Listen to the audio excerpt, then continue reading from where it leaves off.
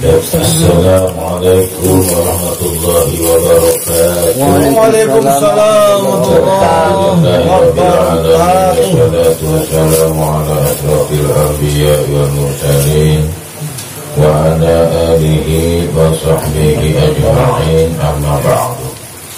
Yang saya hormati khusus pada Bapak Hermas Ketua Rumah Ustaz Imanuddin, Bapak-bapak sekalian, adik-adikku sekalian, bersyukur kita kepada Allah Subhanahu wa Ta'ala. Alhamdulillah, pada kesempatan malam hari ini, tepatnya malam bulan Rajab, masuk tanggal 1, kita semua masih diberikan nikmat yang banyak oleh Allah. Karena nikmat iman Islam serta sehat walafiat, sehingga kita bisa hadir dalam acara kegiatan kita, yaitu At-Taqwa Sugoro, yang mudah-mudahan At-Taqwa ini kita bacakan kalimat tauhid ini, kita langsung kirimkan kepada almarhum dan almarhumah, yang mudah-mudahan beliau semua di kubur yang ada di alam barzakh saat ini selalu mendapatkan maghfirah. Amin. Mendapatkan pengampunan dari Allah. Amin. Amin. Subhanahu wa ta'ala, sehingga apa yang kita baca kalimat tauhid ini pun ini menjadikan dalam kita kelak kita pulang. Amin. Allah.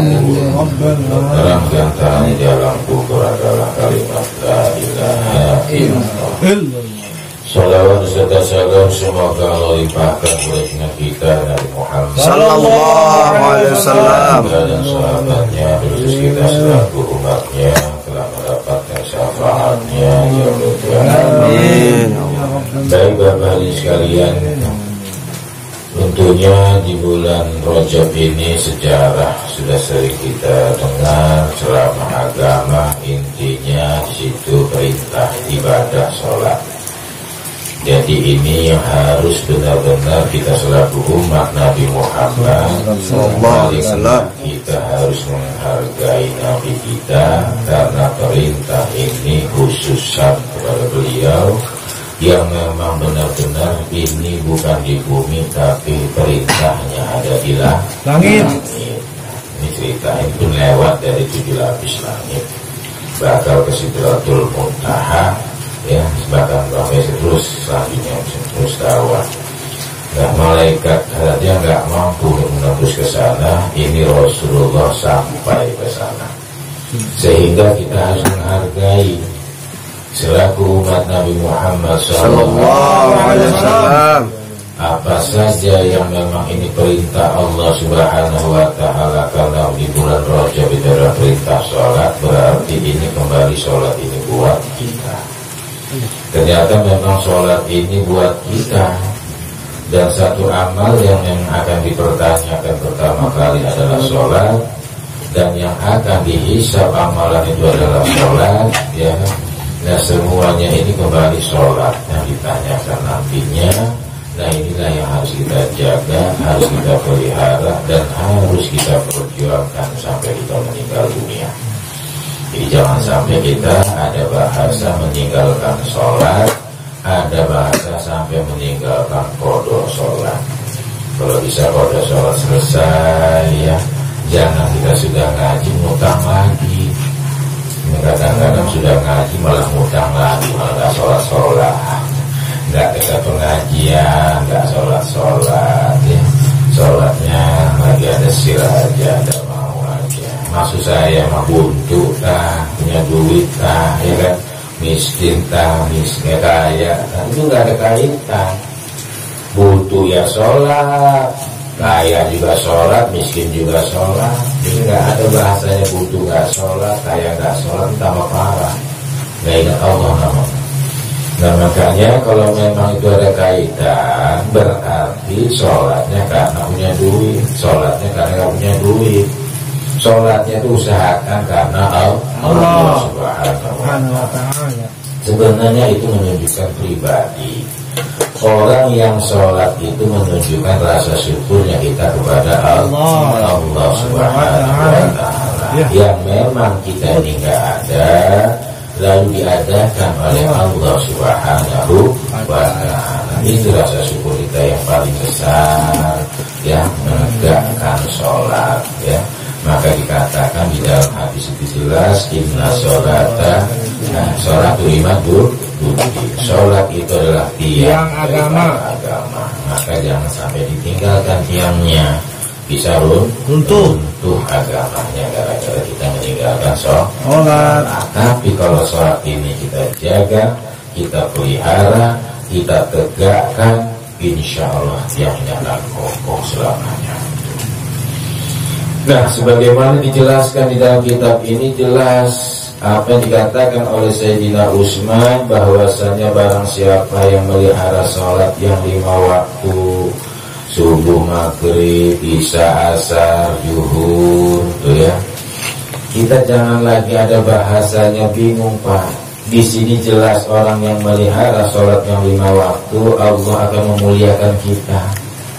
Jadi orang yang gak sholat tetap aja hina di hadapan Allah. Kalau kita sholat, insya Allah kita akan dimuliakan oleh Allah. Senajan kita orang fakir, senajan kita di dunia gak punya apa-apa, tapi pada hakikat yang sebenarnya justru orang yang sholat itulah pada hakikatnya orang yang kaya.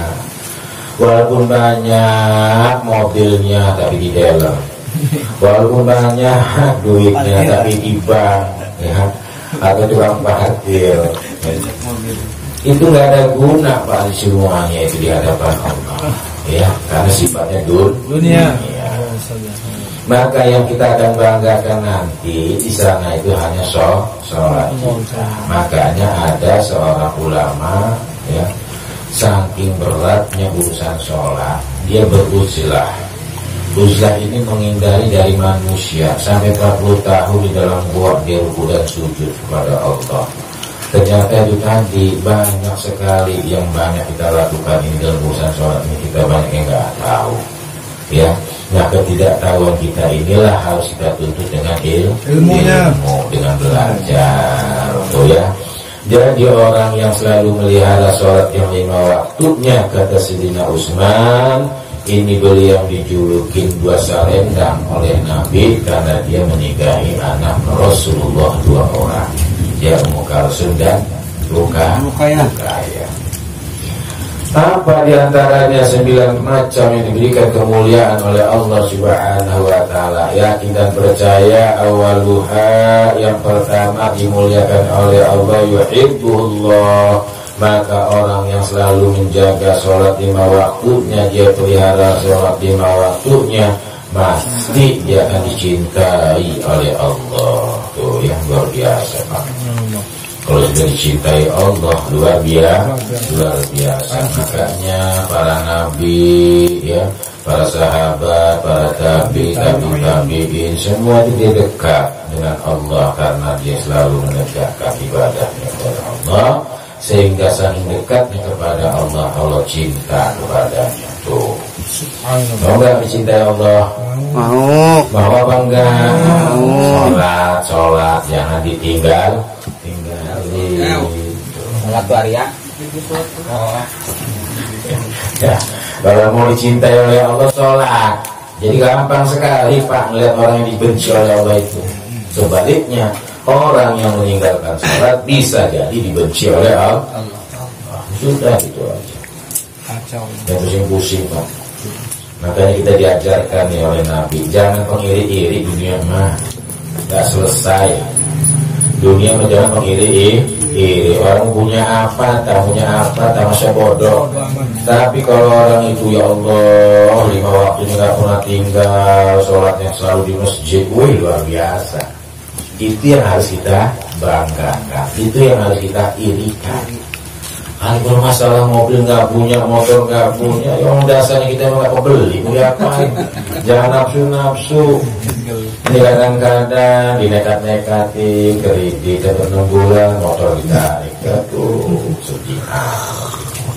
Sudahlah, kalau seorang kita ini nggak mampu, kadar kita sudah lebih rapat lagi, dekat lagi dengan Allah Subhanahu wa Ta'ala. Biarlah susah kita di dunia, yang penting senang di akhirat. Kalau bisa dunia senang, akhirat Senang. Jangan sampai yang kedua, ketiga ya, dunianya susah, akhiratnya sengsara, masuk neraka bisa.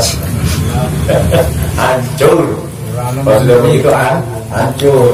Dulunya susah, di akhirat sengsara, masuk neraka bisa. Hancur. Mending masih ketarik, nggak ambil bisa. Nah ini, ya.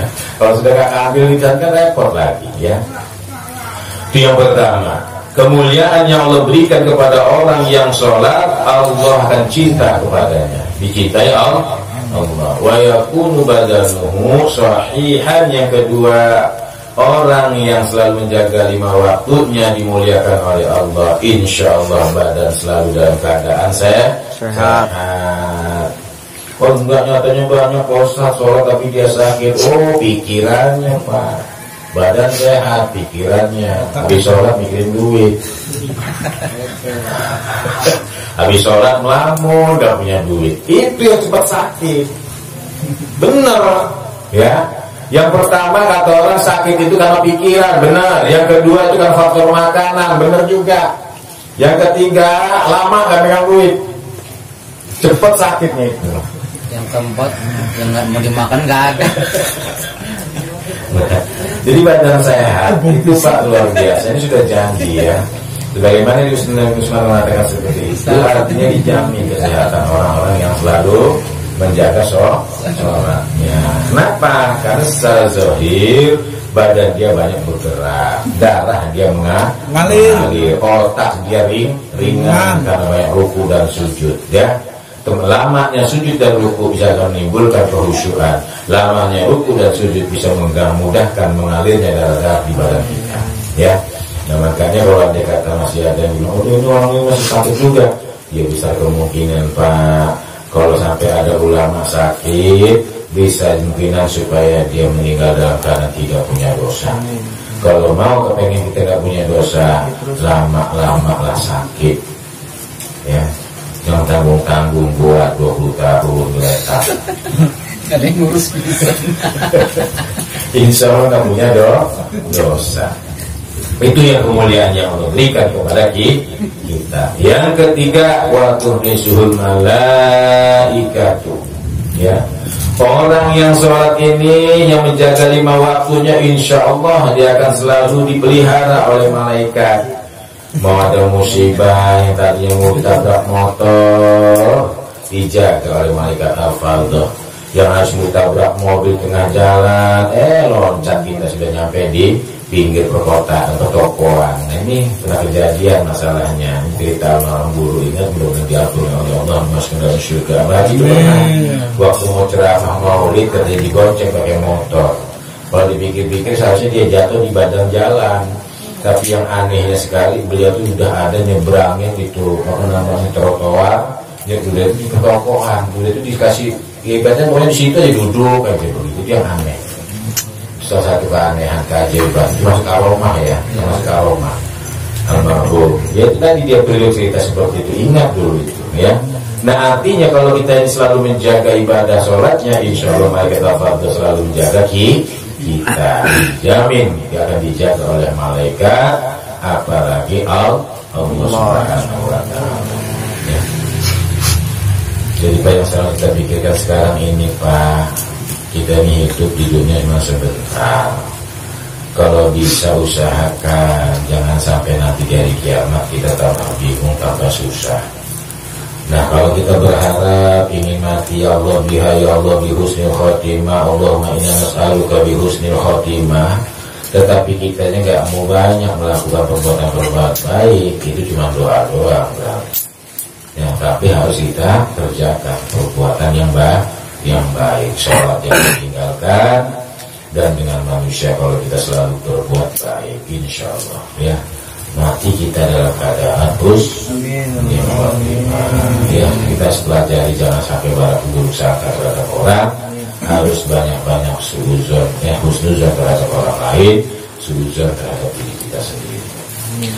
Wa tanzilul barakah tuh ya, fi darihi maka orang yang melihara sholat kemuliaannya akan diturunkan keberkahan di rumahnya. Makanya enak Pak kalau kita bertamu di rumah orang-orang yang ibadah, minumnya aja kadang-kadang kita nggak ragu, minum aja gelap. Coba kalau kita minum semua orang tempat ibadah, sekali itu kita lihat orang Islam, kalau kita dilihat di rumahnya dulu tempat ibadah nggak pernah diibadahin rumahnya, mau minum aja kadang ragu kotor apa enggak, berapa persihannya.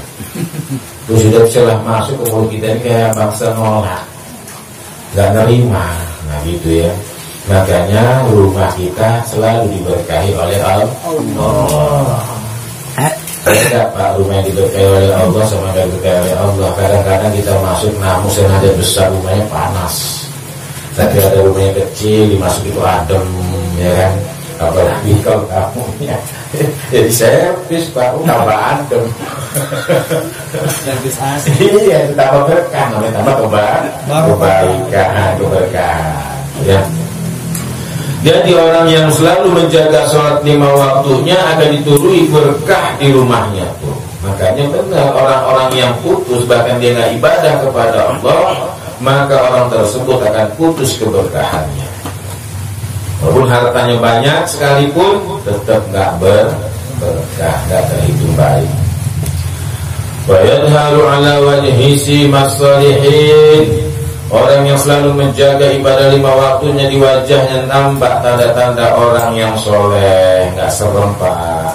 Ya, ingat Pak, kembali lagi sahabat Nabi dulu ada maaf hitam orangnya, tapi alhamdulillah memancarkan cahaya. Kalau kita itu ada yang gemuk juga, udah dilihat itu nggak kelihatan. Ini repot. Maka yang dikatakan tanda-tanda orang yang soleh ini Pak, ini akan nampak kecahayaan di wajahnya. Apa? Tanda orang yang soleh itu adalah gurrah muzadirin. Itu ada orang yang rajin berwudu, beda mukanya juga. Ya. Jadi kalau kita sudah tadinya bersih, perhatikan aja Pak, kita tadinya sudah ibadah nih, rajin ibadah kita bersih, tiba-tiba kita tinggalkan ibadah itu, usang lagi muka kita. Sering nggak seperti itu? Usang lagi, 2 hari aja kita usah kelihatan muka. Ya. Yang selanjutnya wa yulilullahu qalbahu. Hatinya orang yang sholat, menjaga sholat yang 5 waktu ini, insya Allah hatinya dilunakkan oleh Allah. Gak keras. Kalau andai kata ada orang yang sholatnya 5 waktu hatinya masih keras, ini pasti bertanyakan sholatnya. Ya, kenapa dia lembut, kenapa dia lunak? Yang dia tiap hari 5 waktu ngadep Allah kok, bicara dengan Allah bahasanya, bercakap dengan Allah.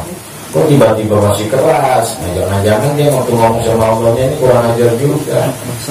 Ya, ngucap inna sholati wa nusuki dari kemana-mana akalnya, pikirannya. Ya, bahkan dunia aja yang masuk bisa jadi Pak. Tuh ya, makanya diperintahkan kita itu kalau bisa usahakan. Ya, kalau memang kita waktu sadar ingat dalam sholat, lihatlah tempat sujud itu. Ya, disunahkan untuk melihat tempat sujud supaya timbul kehusyukan.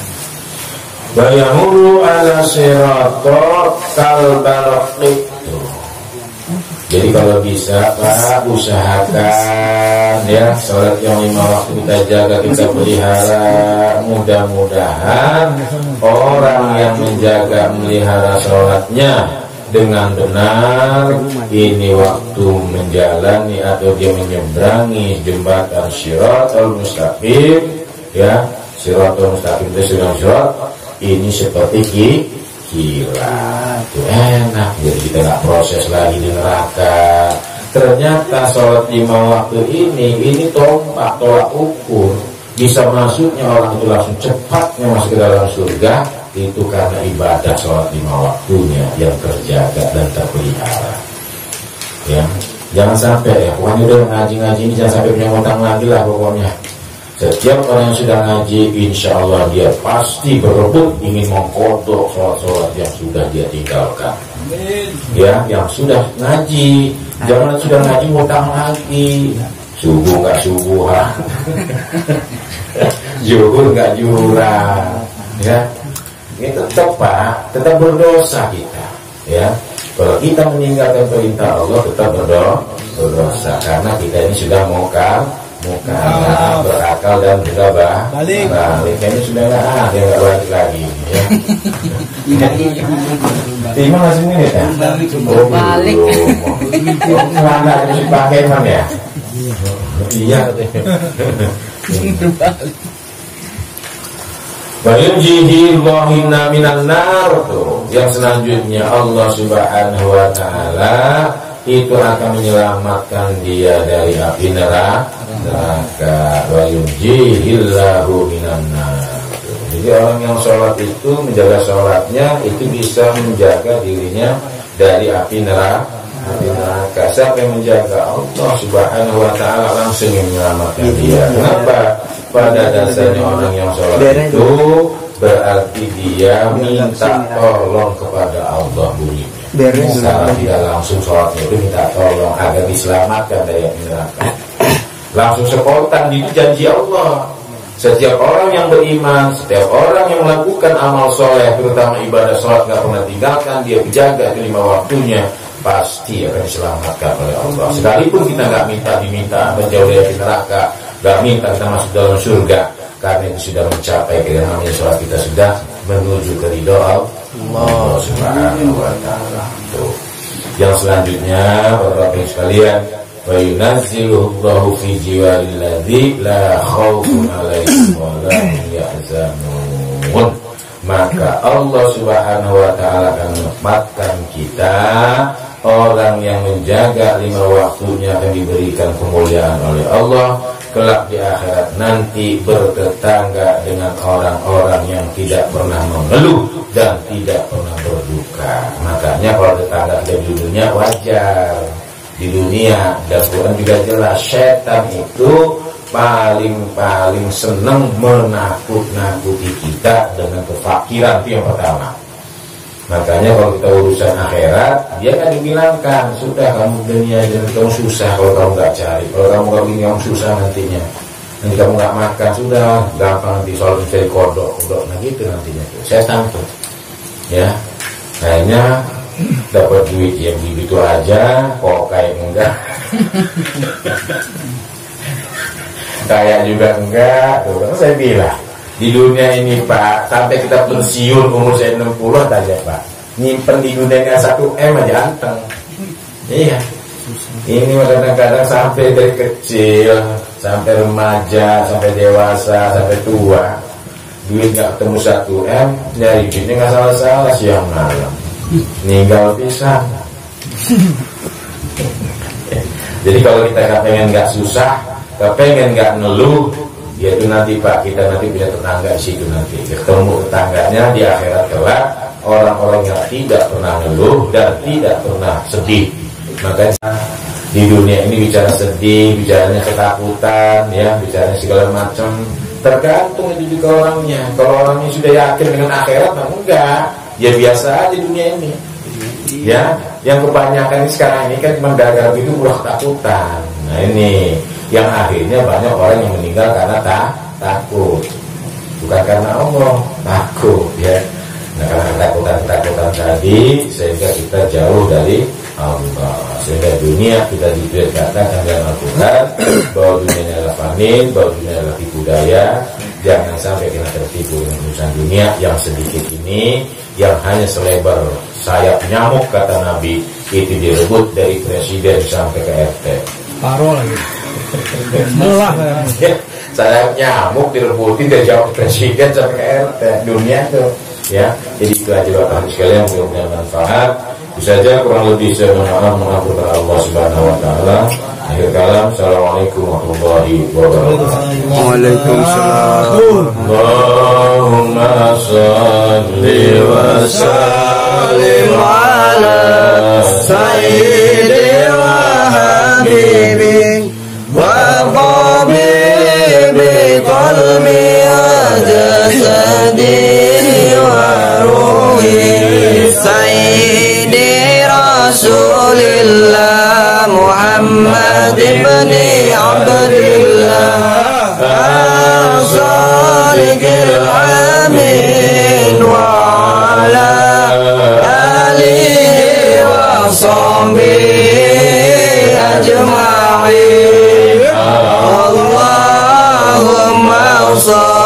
salli wa sallim ala sayyidi wa habibi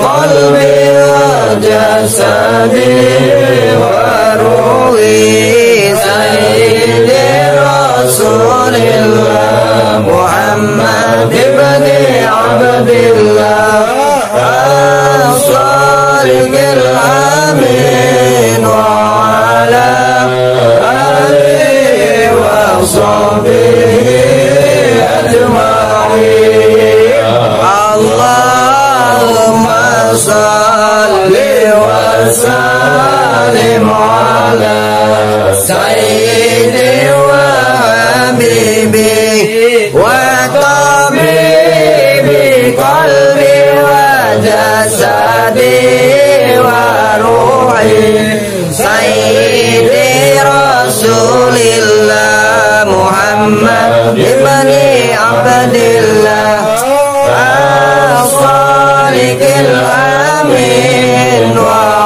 ala alihi wa sahbihi ajma'in sallu alaihi wa ala Allahul azim.